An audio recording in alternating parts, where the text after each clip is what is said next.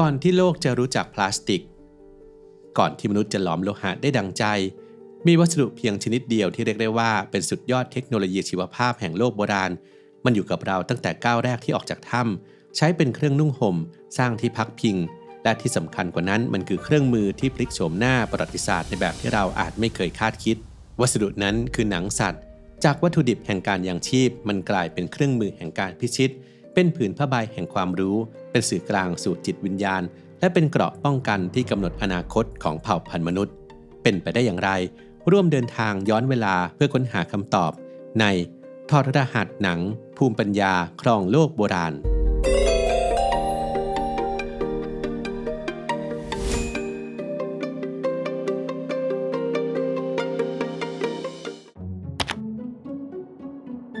ในโลกที่ปราศจากขวดพลาสติกหรือท่อส่งน้ำการเข้าถึงน้ำคือปัจจัยชี้เป็นชี้ตายของการตั้งถิ่นฐานและการเดินทางไกล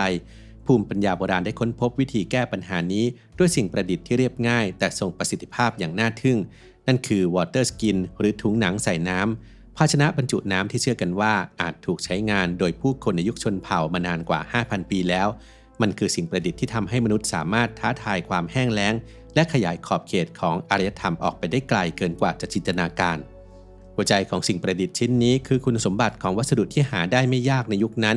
ส่วนใหญ่ทำมาจากหนังแกะหรือหนังแพะซึ่งมีคุณสมบัติในการกักเก็บน้ำตามธรรมชาติทำให้มันกลายเป็นเครื่องมือที่ขาดไม่ได้ในการเดินทางข้ามทะเลทราย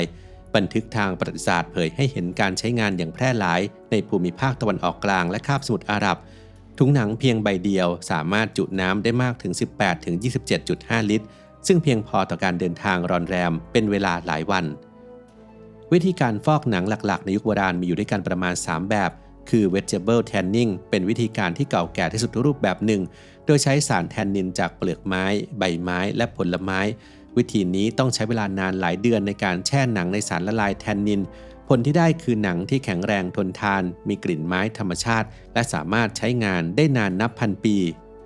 blend tanning เป็นวิธีการที่ชนพื้นเมืองอเมริกันใช้มานานกว่า 70,000 ปีโดยใช้ไขมันและเอนไซม์จากสมองสัตว์ในการทำลายเส้นใยคอลลาเจนทำให้หนังนุ่มและยืดหยุ่น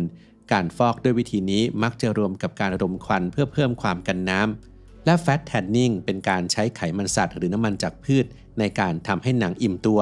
วิธีนี้จะได้หนังที่นุ่มและกันน้ำเหมาะสำหรับการใช้งานในสภาพอากาศชื้นจากการวิเคราะห์เสื้อผ้าหนังของเอิร์ธซี่มัมมี่ธรรมชาติบนเทือกเขาแอลป์ที่มีอายุกว่า 5,000 ปีพบว่าใช้วิธีการฟอกแบบผสมผสานที่ไม่เหมือนใครโดยใช้ไขมันสัตว์ที่ถูกทำให้เป็นสบู่ในรูปแบบของแคลเซียมสเตียเรตวิธีนี้ให้ผลลัพธ์ที่กันน้ำเป็นพิเศษเหมาะสำหรับสภาพอากาศที่ชื้นและหนาวเย็นในเทือกเขาแอลป์แม้จะมีประโยชน์มหาศาลแต่ก็มีบันทึกถึงข้อเสียเล็กๆน้อยๆที่สะท้อนความเป็นมนุษย์เอาไว้เช่นกันโดยมีผู้ใช้งานบางคนบ่นว่าน้ำที่ถูกเก็บไว้ในถุงหนังแพะมักจะมีกลิ่นไม่พึงประสงค์ติดมาด้วยนอกจากภารกิจหลักในการบรรจุน้ำแล้วความอเนกประสงค์ของมันยังถูกนำไปใช้ในด้านอื่นอีกด้วยเช่นชนเผ่าเบดูอินในทะเลทรายเนเกฟได้ใช้ถุงหนังเพื่อเขย่านมให้กลายเป็นเนยหรือใช้เก็บน้ำมันมะกอกและเนยใสสิ่งนี้แสดงให้เห็นว่าหนังไม่ได้เป็นเพียงภาชนะเพื่อความอยู่รอดแต่ยังเป็นเครื่องมือสำคัญในวัฒนธรรมอาหารและการใช้ชีวิตของผู้คนในยุคโบราณอีกด้วย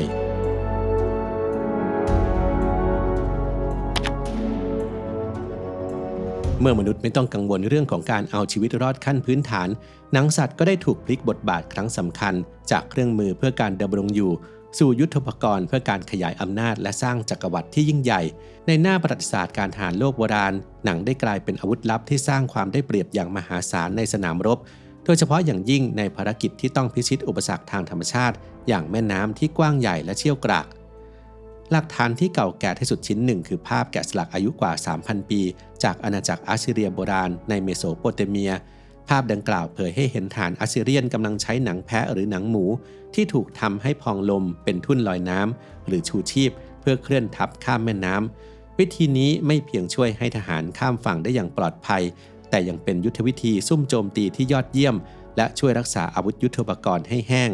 พระเจ้าอชูนาซึนปันที่2คือกษัตริย์ผู้เลื่องลือในการใช้ยุทธวิธีล้ำสมัยเช่นนี้เพื่อขยายจักรวรรดิของพระองค์สำหรับภารกิจที่ใหญ่ขึ้นเช่นการขนส่งเสบียงหรือกำลังพลจำนวนมากผ ภูมิปัญญานี้ได้ถูกขยายผลให้ใหญ่ตามไปด้วยมีการนำหนังวัวซึ่งปกติใช้ทำเป็นเต็นท์ของกองทัพมาเย็บติดกันแล้วอัดอากาศเข้าไปจนกลายเป็นแพอัดลมขนาดใหญ่บันทึกประวัติศาสตร์อันน่าทึ่งคือครั้งที่อเล็กซานเดอร์มหาราชใช้วิธีการนี้เพื่อขนส่งทหารม้า 1,500 นายและทหารราบอีก 4,000 นายข้ามแม่น้ำดานูบ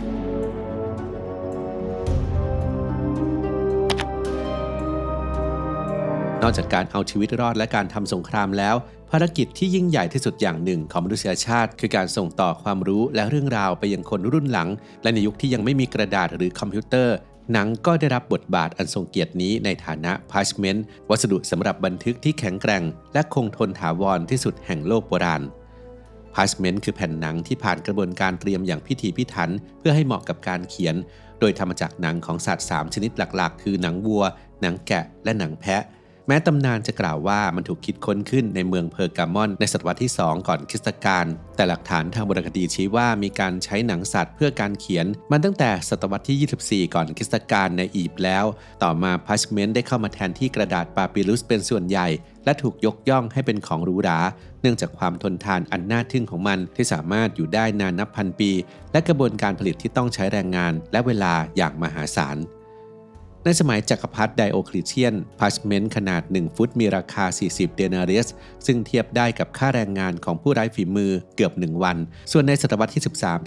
13-14พาร์ชเมนต์150แผ่นมีราคา3ชิลลิง4เพนส์ซึ่งเทียบเท่ากับ4ปอนด์ในค่าเงินสมัยนั้น1แผ่นพาร์ชเมนต์ที่มี40บรรทัดมีราคาประมาณ20เดนาริสซึ่งเป็นค่าแรงงานเกือบ1วันดังนั้นการใช้พาร์ชเมนต์จึงจำกัดอยู่ในกลุ่มชนชั้นสูงนักบวชขุนนางและพ่อค้าที่ร่ำรวยซึ่งหากคำนวณตามอำนาจซื้อในปัจจุบัน1แผ่นพาร์ชเมนต์คุณภาพดีอาจมีราคาเทียบเท่า 150-200 เหรียญสหรัฐหรือประมาณ 5,000-7,000 บาททำให้การเขียนหนังสือ1เล่มนั้นมีต้นทุนวัสดุที่สูงมากกระบวนการทำพาร์ชเมนต์นั้นซับซ้อนอย่างยิ่งเริ่มตั้งแต่การทำความสะอาดแผ่นหนังแช่ในน้ำปูนเพื่อขจัดขนขึงให้ตึงบนกรอบไม้ที่เรียกว่าเฮิร์สเพื่อป้องกันการหดตัวขณะแห้งและขูดไขมันและขนที่หลงเหลืออยู่ออกด้วยใบมีดรูปพระจันทร์เสี้ยวความยากลำบากเหล่านี้เองทำให้พาร์ชเมนต์กลายเป็นสัญลักษณ์ของความรู้ที่สูงค่ามันคือพื้นผิวที่รองรับคัมภีร์ศักดิ์สิทธิ์ตำราปรัชญาบันทึกประวัติศาสตร์และกฎหมายที่สำคัญของอาณาจักรต่างๆ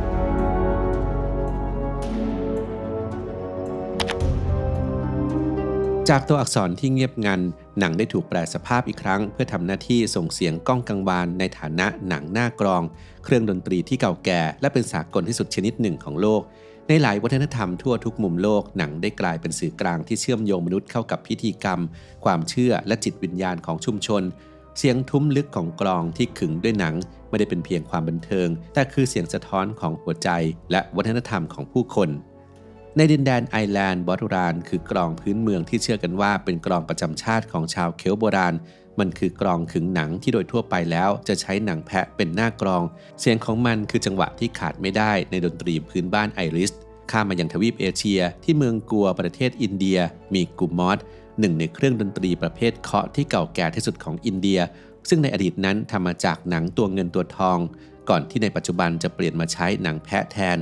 เสียงของกุมอดนั้นผูกพันอยู่กับพิธีกรรมศักดิ์สิทธิ์ในวัดฮินดูและงานเฉลิมฉลองของชาวบ้าน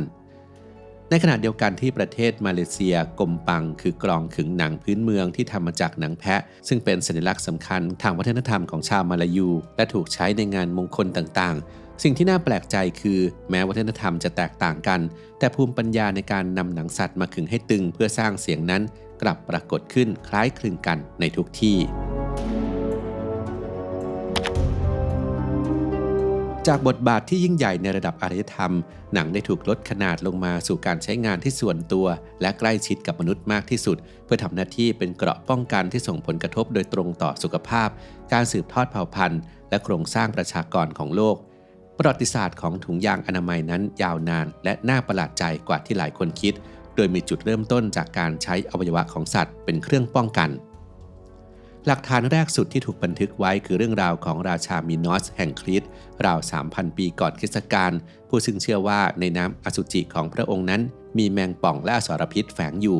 ฉายาของพระองค์นามว่า ปาซิฟาอีได้ใช้กระเพาะปัสสาวะแพะสอดเข้าไปในช่องคลอดเพื่อป้องกันตนเองแนวคิดนี้ได้ถูกส่งต่อไปยังชาวโรมันโบราณซึ่งใช้กระเพาะปัสสาวะของสัตว์ต่างๆเพื่อป้องกันโรคติดต่อทางเพศสัมพันธ์เป็นหลักมากกว่าที่จะใช้เพื่อคุมกำเนิดวัสดุที่ใช้ในยุคนั้นคือลำไส้หรือกระเพาะปัสสาวะของแกะและแพะ